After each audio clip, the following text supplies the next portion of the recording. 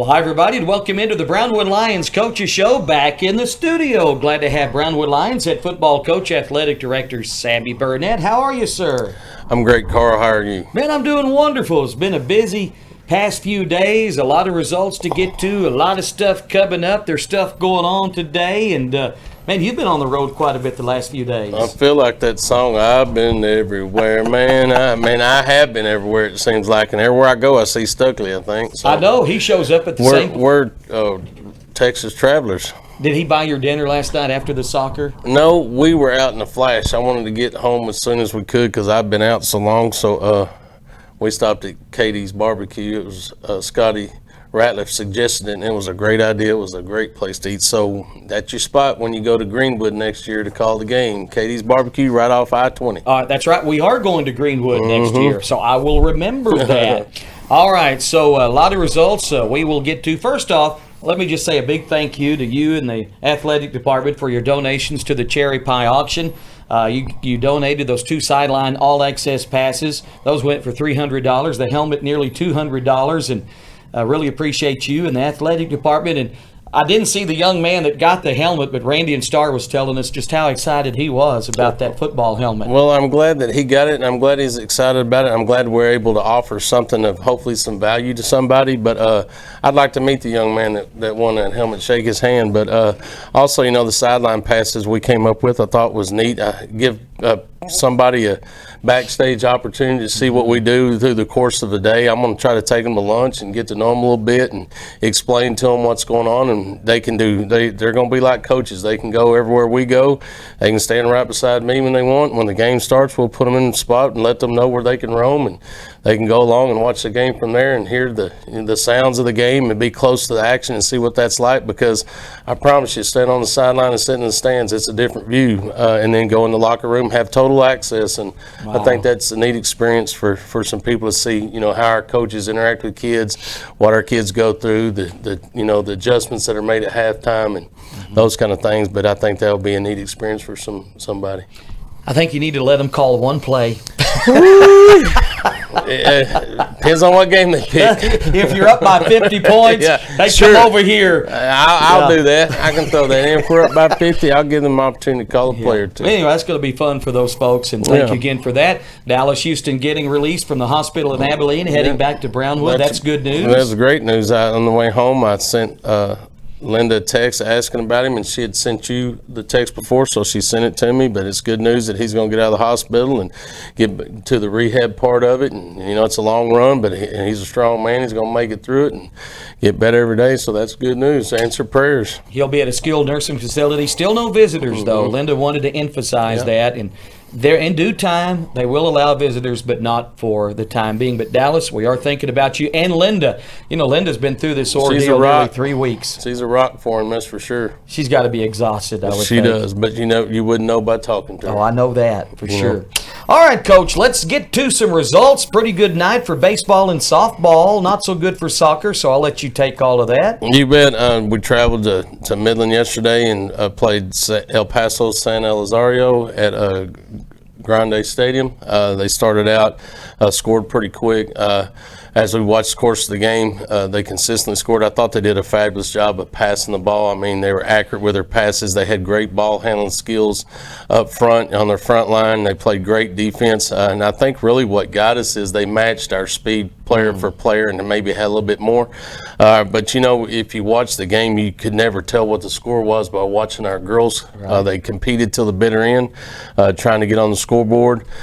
Tip my hat to Coach Musqueda and everything she's done in her first year with the program. I thought they had an outstanding year, and just watching the way the girls played and how they played with great character and passion means a whole lot more to me than the victory, because those are the skills that you need to carry on through life and be successful.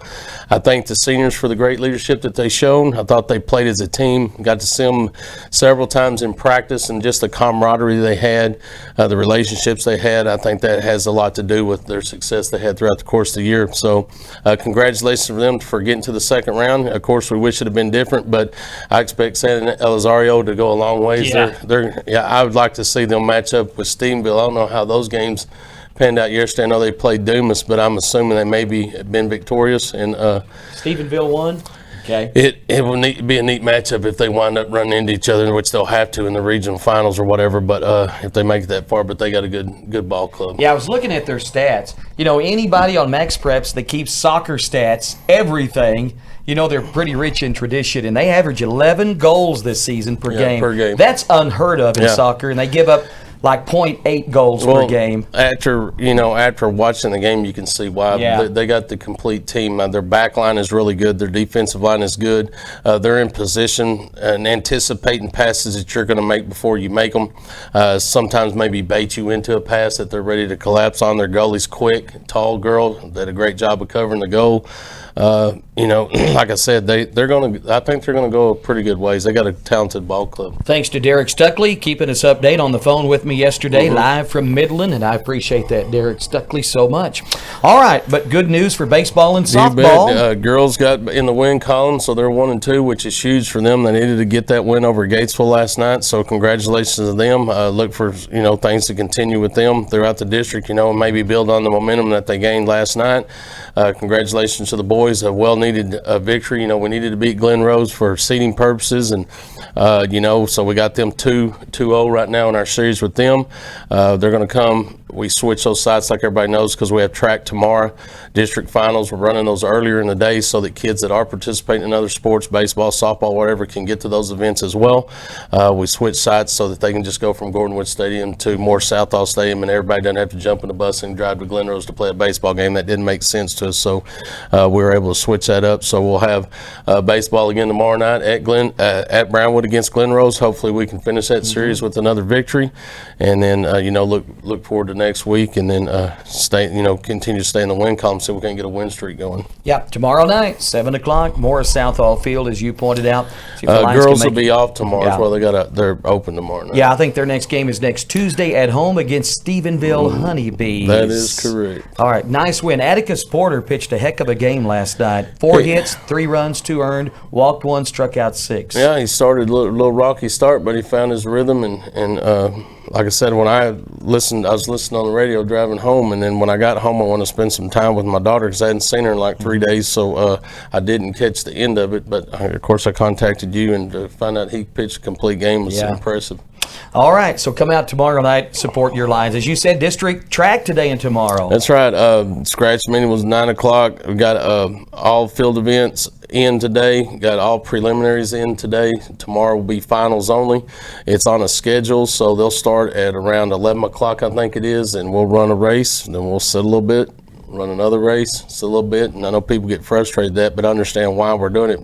When you have kids that run multiple events, you got to give them time to recover, and in your district meet, and your area meet, and your regional meet and state meet, it's all on a time slot. So we take the time, run those heats, and give people plenty of time to be recovered. But we'll run all relays, and everything it'll be all running events tomorrow. All right, final running events tomorrow. What time will that start tomorrow? I think it starts at 11 o'clock. 11 o'clock. It's fun to hang out at the track. It's just, I don't know, I enjoy it. Well, when you got to put on a safety belt and strap yourself to a bleacher so you don't blow away, it's a little difficult. But we're blessed with great facilities. I mean, we're able to move our races where we have the wind at our back, and a lot of places don't have that ability because we have multiple timing spots that we can, if we need to run from north to south or south to north, we can do it on those races. So I think that's a benefit for us and for the district to be able to run those races with the wind instead of jumping into the wind or vaulting into the wind or running into the wind. We're able to move those around, so we're taking advantage of that because it's windy today and it'll be windy tomorrow. Maybe not as windy tomorrow, but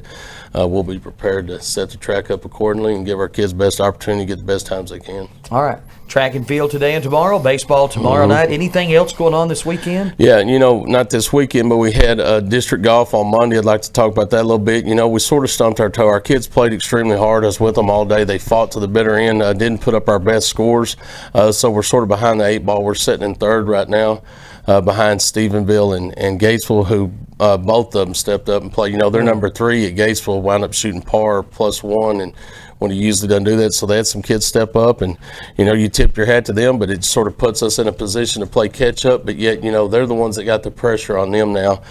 They know that we're coming, and they know that we have the capability to come. So maybe they'll put some pressure on themselves. I know the course at Gatesville is a tough course. I haven't seen it, but I'll see it Monday.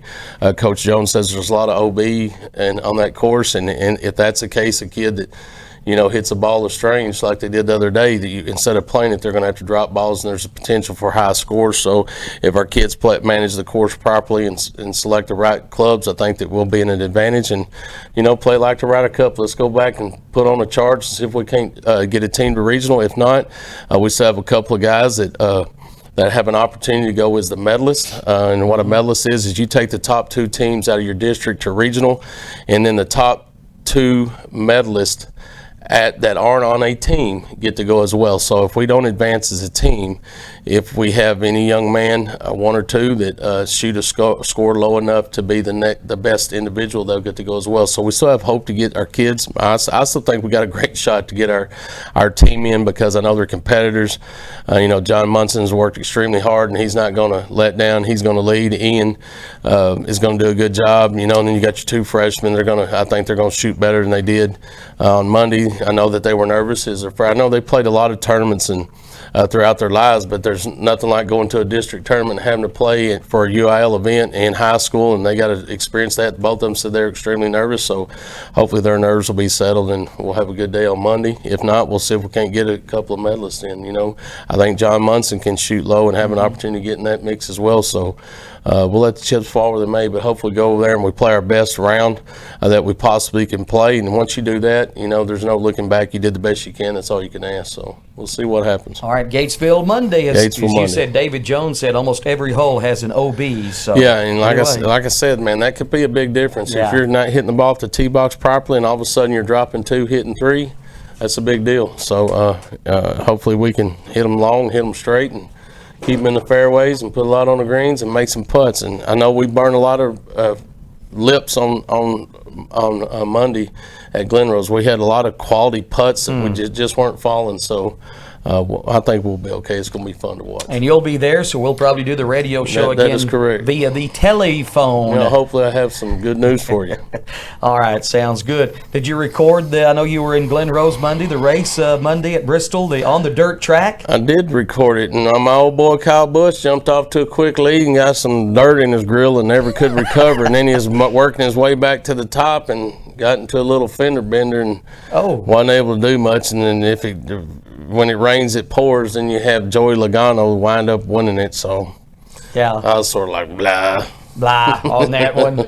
First dirt track race since 1970 in a NASCAR Cup race. Yep. How about that? Yeah. And was it? I know it had rained a lot, and they brought in some brand new clay. Was it still a little muddy? I didn't get to see. No, it was dry, but then once it dries and all they get the dust going and they drive on enough, it turns into concrete and they start sliding around basically. So it was fun to watch because it was on the dirt. And what's his name? Daniel Suarez. I thought he ran a good race. I thought he was going to win it, and then of course you can lead the whole race, and something happens at the end, and you restart, and you wind up getting 5th or something. So it was fun to watch because it was on the dirt. But I don't know, man. I'm gonna have to get a new soldier. Mine's not marching. Yeah, I think it's time to change guards. Well, I tell you what, the 2 boys that were picked to win that thing, Christopher Bell and Kyle Larson, ran into each other, and they were both doing extremely well. And they're very experienced dirt racers, and they were at the top or working their way to the top. And they ran into each other, and one of them got knocked out. Oh my! All right, man, great stuff today. Let me look around our crowd. Did we miss anything, Randy, Derek, Starr? Don't think so. Randy, Derek, don't think so. We got a nice in-studio crowd here today. We did pretty good. Yeah, we got an audience. We do. Give us that polite golf clap. Thank you. And then Derek messes it up. Thank you, Derek. You're out of rhythm, Derek. He was out of rhythm. All right. Man, great show today, and it's good to have it back in the studio. We'll visit from Gatesville, though, on Monday. You bet. If you have nothing to do, get out to the Gordonwood Stadium tomorrow and watch the finals of that district track meet. It's going to be fun. All right. And baseball tomorrow night. That's right. Tomorrow night, yes. Go track and go to baseball. I'll be there. So we'll go to track. I'll be there, too. I'm looking forward to it. Yeah. All right, Coach, thank you as always. You bet. Oh. Let's thank those that make this show possible. Auto got Glass lost. Magic, Avalon Custom Homes, Burner Auto Group, Centex Body and Paint, Centex Equipment Sales, Citizens National Bank, Dan Hill Containers, Dr. Bon Young, Dr. Pepper Bottling Company, Edward Jones Investments, Hendrick Medical, Howie Enterprises, Humphrey Pete's, Landmark Life, MC Bank, Painter Johnson Associates, Smith & Sharp Agencies, Sonic Drive-In, Stanley Chrysler, Texas Bank, Weldon Wilson Electric, Western Bank, and Willie's Teas. 339 shows, and I get confused on this one here. You got tongue-tied, I guess. All right, Coach, we'll see you around probably tomorrow somewhere. You bet. Have a great day, Brownwood. Brownwood Lions head football coach, athletic director Sammy Burnett on the Coach's Show every Monday and Wednesday at this time on the radio at 101.3 KOXE and video streamed on your mobile app and at KOXE.com.